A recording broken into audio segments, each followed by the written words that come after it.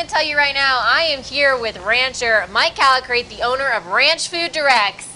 And I can tell you, he knows a thing or two about meat. Is that right, Mike? I do. I do. You know, we raise the cattle, we raise the pigs. I've been doing it for 45 years in St. Francis, Kansas, just on the Colorado-Kansas border. Yeah. And so I've been in Ranch Foods Direct as our alternative to reaching the consumer with something far better than you get at a big box store or at a national chain of any kind. And so yeah, we've been here about 21 years now at Ranch Foods Direct here in Colorado Springs. So Ranch Food Directs is a retail meat place, but you also do meat packing as well. Where does all your food come from? Well, we have a supply chain, and that's a kind of an industrial word. Yeah. But we have a supply chain that extends to St. Francis, Kansas. That's our ranch, where we produce the beef and the pork for Ranch Foods Direct and our restaurant customers. Nice. And you know, we just have control of it. And so we're not importing beef from South America or Australia or somewhere around the world where that supply chain can get interrupted. And so all during COVID, we never ran out of meat. Oh yeah. But the other thing that we do is we process for other people who also want to sell meat to consumers more directly and get around that middle piece that is very predatory and will not allow an independent operator to survive. And so the only way you really make it is being able to sell directly to the consumer. But hey, if you're going to sell to the consumer, don't you want something better than the commodity market delivers today? So you start with the right breeding. We use an Angus cow with a Wagyu bull, which is the Kobe beef, the animal that provides the beef for the Kobe, really high quality. Yeah. And we use a Berkshire boar on a mixed breed sow, so the quality is top notch. Then what you want to do is get rid of the performance enhancing drugs that are worth 150 extra pounds at the end if you're in the industrial model of production.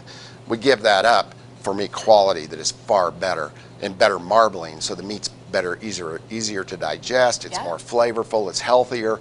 And so we do everything we can to make sure the consumer has a great experience when they eat our product. And so a lot of people that we sell our meat to through our retail outlets, you know, they're eating less at restaurants because they're getting such an amazing eating experience at home. Yeah. And they can afford a lot nicer bottle of wine. But so you talked about quality and how it is different with you guys. And so I feel like a lot of people might be like, well, he's just saying that. But you can actually put your money where your mouth is, especially since your ranch is super local and people can go check that out if they want to. We welcome people to come to our ranch. And one of the things we've done in an effort to just make it the best it can possibly be, not only for meat quality, but for the animal.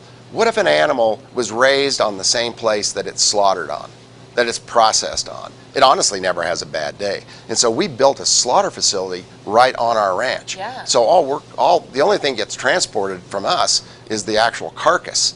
And it comes in right here to our Colorado Springs location where the carcasses hang and get the proper aging on them. And then our crew cuts those up into retail, wholesale cuts that go out to our customers. And so we're a much more efficient operation because we're not putting a lot of miles on a live animal. Yeah. Like, you know, there's a lot of people that are putting 500 miles on a finished steer or heifer to get to a big meat packing plant. At which time they get there and there's 5,000 or 6,000 other animals that they've never seen before. The stress is too much. That's what I was saying. I feel like the stress is a lot of things that people say you can kind of taste in your animals. Yeah, that is so true. The adrenaline but these cattle are just not only stressed, they're just completely wore out. They're shrunken out by the time they make that long haul to a big meat packing plant. And so, and you know, we think workers should be treated fairly. And all these costs are in our product. Okay. But we're still very competitive in the marketplace. And in fact, you can come here and buy bundles at the Peak to Plains location on Town Center Drive. You can buy a 20-pound bundle of ground beef way cheaper than you can buy even something comparable, which there isn't anything really comparable at a big box store, but it's less expensive. We've got some really good family values and affordable items here at Ranch Foods Direct. So you can feel good about buying your meat here at Ranch Food Direct. That's right. Consumers are paying plenty for meat.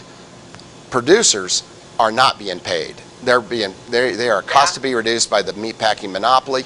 And so if we can go around the middlemen that have monopoly power in our industry, the system that failed during COVID and left shelves empty all across America, if we can go around that centerpiece where the monopoly is and sell direct from the producer to the consumer, that is a huge benefit to both producers and consumers, and this is what we're here to facilitate.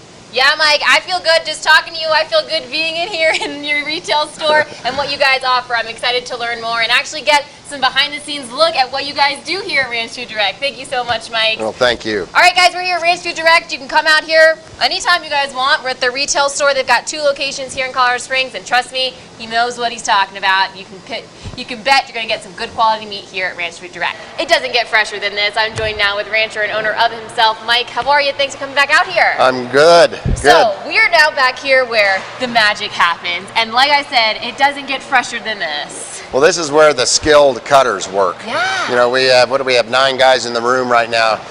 They've been cutting beef all morning. They're getting ready to start on our hog carcasses that come from our own ranch.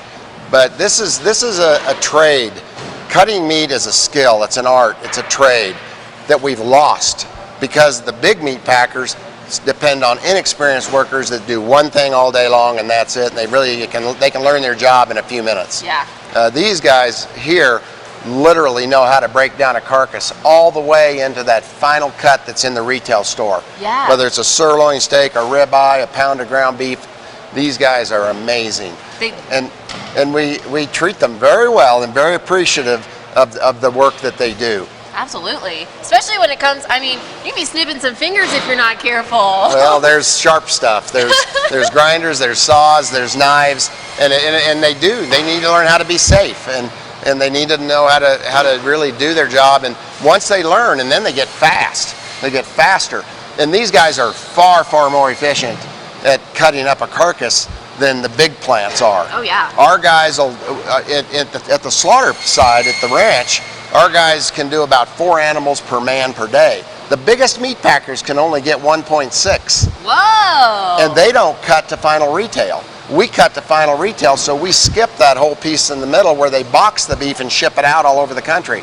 Our carcasses age a sufficient amount of time to where we get the food safety benefit of dry aging, and then we cut directly into the end product, whether it's retail or a cut that goes to a restaurant, one of our restaurant customers. So far more efficient system. So you don't want to let the big industrial system tell you that they're efficient, because they are not efficient. So besides just efficiency with shopping with big retailers, what is the benefit to shopping local, especially with Ranch Food Direct? Well, you know, there's a lot of wealth created in agriculture, and particularly around livestock production. Cows eat things we can't eat, so they're eating grass and forages and different things, and turning that into some seriously highly nutritious food that we can eat. Yeah. And so if you shop local, more of those dollars that are created from the land and through the livestock end up in the rural community. Yeah. They end up here in Colorado Springs with living wages for guys that are really good at what they do at cutting meat.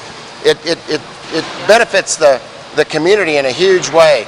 The big industrial model extracts wealth. The small local, small business model creates wealth, but the key is the wealth stays in the community. And then staying in the community as possible. You guys have 2 stores here that people can come and shop at. How can they get out there? Well, we've got a store near our original location over at 1228 East Fillmore. Yeah. That's open from 8 o'clock every morning till 6 o'clock, and on Saturdays it's 8 to 5 during the fall and winter months. Yeah. And then we have this store right here in the place that we're standing, where people can come in, get a tour, they can see the carcasses, but we also have a retail store here at this location. Wow, Mike, I love it here. I mean, you guys do some great work locally.